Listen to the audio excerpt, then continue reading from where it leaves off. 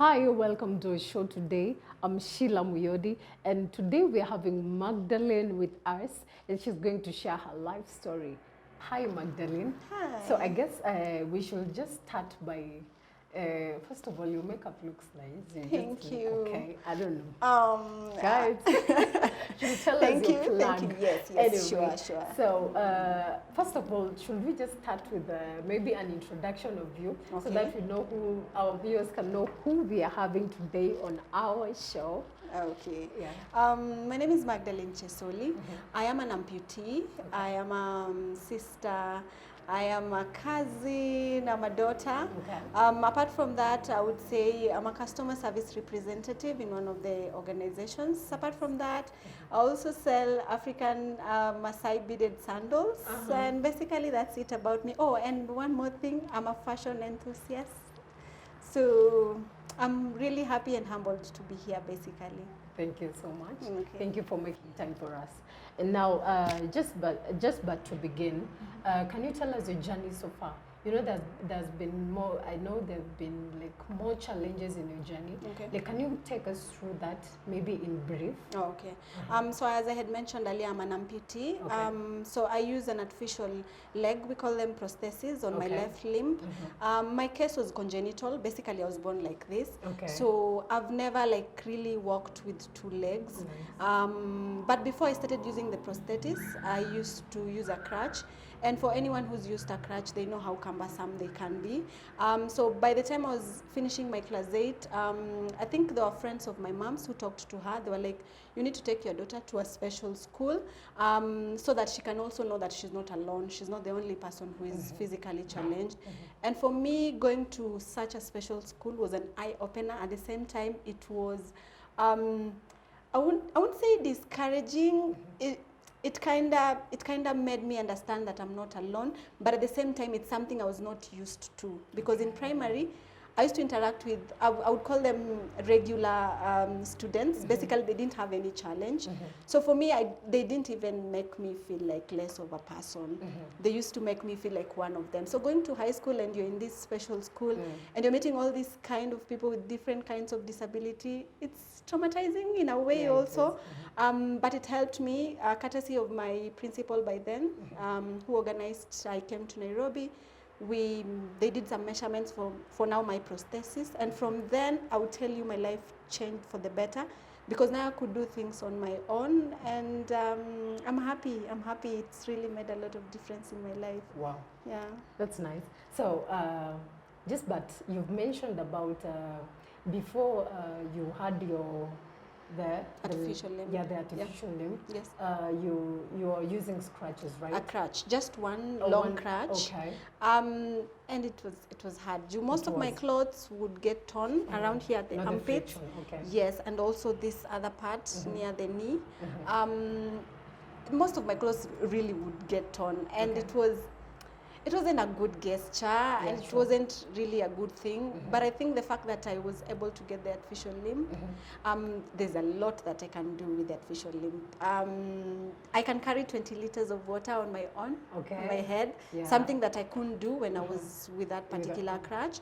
And the other things that I can do that I'm really, really grateful to, by the Jaipur, I got my limb from Jaipur workshop.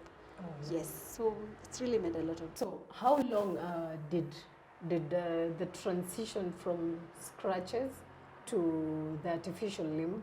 How long did it take you to adapt? I would say the transition was not an easy one. Okay. It was not an easy one at all, because remember, I had been using that one long crutch, I think maybe since I started knowing myself, up to class 8. So the fact that I was used to that particular crutch, and now me starting to use the artificial limb, I'll tell the first day we were like 3 students, Okay. 3 ladies, and it reached a point that we had to encourage ourselves. The limb itself, it was so heavy. After I was fitted, the measurements were done. Now we were being shown like, just walk around. Let's see how you can walk with that artificial limb. Sometimes when I look back, I'm like, okay, I'm glad I did it. But it wasn't easy. The fact that the leg was heavy, it was too heavy. And then the lady who had made the legs for us, she was tough, and I think it's that toughness that she had on us that made us be who we are now. Okay. Because you know, you get discouraged. You're like, hey, this leg is heavy. Me, I'm used to walking with a crutch. See, I just walk with that. Why are these guys complicating my life? Why are they making me to use something else that I'm not comfortable with? But we had a chat, the three of us. We encouraged each other, and we were like, let's do this. So I tell you, it took several months for basically for me to get used to the leg. But the moment I got used to the leg, things changed. Remember when I was using the crutch, I think the only sports I would play was kati.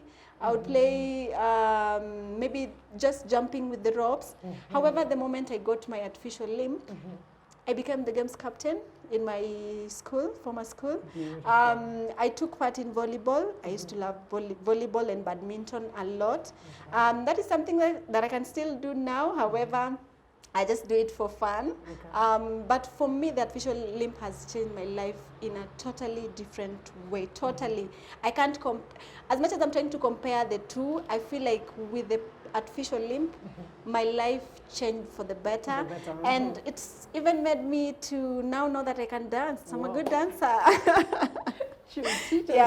So I'd encourage anyone. It doesn't matter what happened to you. It could be an accident. It could be your leg was cut because of diabetes. It could be you were born like that. As long as you are willing to use, you're willing to have that artificial leg. Remember, anything new that you are doing for the first time, it's always hard. Always hard. But have a positive mindset. Encourage yourself. Tell yourself, like, if so and so is able to use this leg and achieve a lot of their goals or their dreams, you can also do it. So it starts basically with you. If we hadn't sat ourselves down, if we hadn't made that decision to have a better life with our artificial limbs, I don't think I would even be here sharing my story. So I would just say it starts with you as an individual, basically. So I think there might be challenges when you're working. You know, people don't have the same mindset when it comes to the job setting and everything. So how do you cope up with this? How do you cope up with some of these challenges? I would tell you, I think first of all, it starts with me. The fact that I accepted myself. So it doesn't matter what these other people are thinking of me. But I will tell you, I've had challenges, even for interviews. When I was doing interviews, you know, someone asks, the moment you mention that you have a challenge or you have a physical disability, they think that that disability has also interfered with your mental state. It's like you will not perform, you will not do your work. But you see, I need to prove to these same people that fine, I have this challenge, but I can work. I can also perform like any other person. And then the other thing I would say a challenge is like when it comes to interaction. There are people who interact with me, but the moment they realize that I have a physical challenge, they kind of withdraw. They kind of avoid me in one way or the other. I don't know if they feel like it's infectious, but I don't blame them anyway. I don't expect to be loved by everyone. I'm not avocado or coffee, but life has to go on. As long as I've accepted myself and I'm doing what is right before God and before men, the ones who really care about me, I don't see any major issue. Whatever they think about or whatever they have in their mind, basically for me, that hasn't been a bother for now. Though it's been a work in progress. It is. It has been a work in progress, basically. Okay. Now, you've mentioned about your side hustle. Yes. I don't know, you make sandals? Not me personally, but I work with a fundi who makes them. They're made locally, but not here in Nairobi. So anytime I get orders, I'm able to now place the order, and then the sandals are brought. They're very nice quality, good quality. I've seen some of them and I think I need.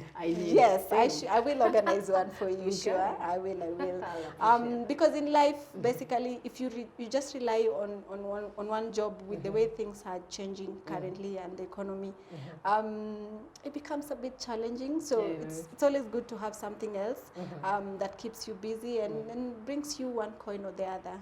Okay. So I think right now in Kenya, I know we are having a lot of students, a lot of people who haven't it's like affecting them. The societal judgment and everything. People see people with some kind of disability. It's as if it's an inability to them, you know. And I think you need just to talk to someone out there and just tell them, like, just one person, or maybe that one person that will be watching, and just wants that a bit of encouragement, because you know, sometimes people can really lower someone's self-esteem. What do you tell them? First of all, the first thing I would really encourage them to do is to accept themselves. You know, being in such a situation, whether it's physical, whether it's visual, you know, this is not something that you have control of. It's not something that you wish for, but because you have it, you just have to accept it. The moment you've accepted yourself and you know your rights as a person living with disability, and you have people who are very supportive, why not? The sky is not the limit. Fine, it's the limit, but it's not the limit anyway. Believe in yourself, and you can do a lot. You can really do a lot with your life, because we are all born with a purpose in this world. Don't see yourself as a less of a person. Don't feel like there's no value you can add to the society. There's a lot you can add. I'm pretty sure you've seen several people who are in government and they have either a challenge, it could be physical, visual, you know, and they're doing amazing jobs. You've also met people maybe on the road and someone is challenged in one way or the other, but they love themselves. So basically for me, I'll just encourage them to start by loving yourself, go for your goals, let no one put you down, let no one tell you that you can't do this or that. You try it. Unless it doesn't work out, try it, see where that particular goal or the vision that you have for your life will take you. So they just need to go for it, basically. Okay. Now I think I'm getting distracted with the Maasai Maasai notes that you're making. Anyone who wants to get them, I think people will want to get them. Yes. They're very good quality. I've seen them. And maybe where can they get you? Is there a social media platform that you have, or maybe a page? My social media is not that active, but I have a page, yes, on Instagram. It's called Box Raquel.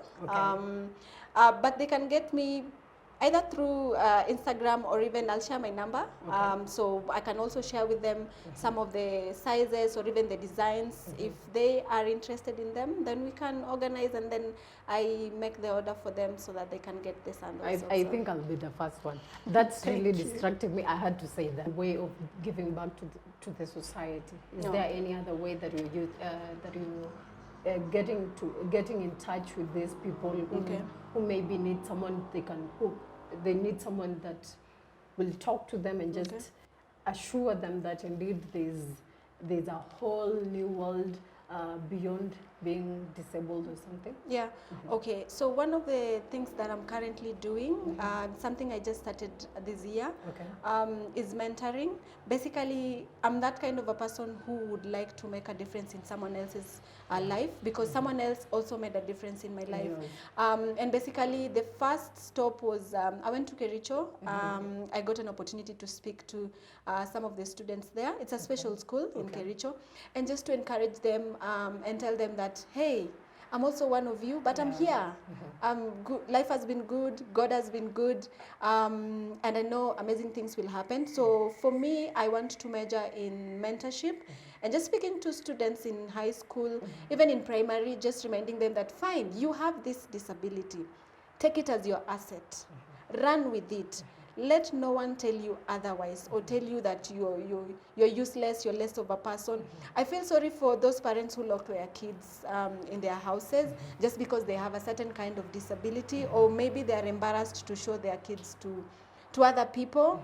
I just pray that they find it in their hearts to give these kids a chance. Take them to schools. You never know. They could be the next big person in the society. The other thing that I'm also doing is 2020 taught us a lot of things. We learned a lot. And one of the major things that I decided to do was to share my stories as a person living with disability. So I was able to share my experiences. For example, I would just give a random experience. So the driving school. at no given point did I ever know that I would even drive a car. Yeah. I used to think that just because I have a physical disability and for you to be able to drive, you must have 2 legs. Yeah. But the fact that I went to the driving school, it changed my whole, like my life changed. I was like, okay, I can also drive. So I'd encourage anyone, get your card, get your money, and do you basically. So those are some of the things that I'm doing to give back to the society, because I also want to make a difference at the end of it all. And anyone who is looking for the free artificial limb, they can always link up with me anytime. I'm open to that and assist them and make their lives a better, like basically change their lives to the better. Okay.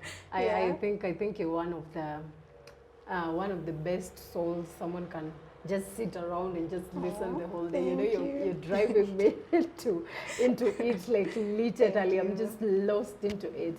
Anyway, if you continue this way, I'll have you here for the whole day. So if you, thank you for making time for us. Thank you for coming. Thank you, I appreciate. I really appreciate you making time. So that's it for today, and hope to see you next time.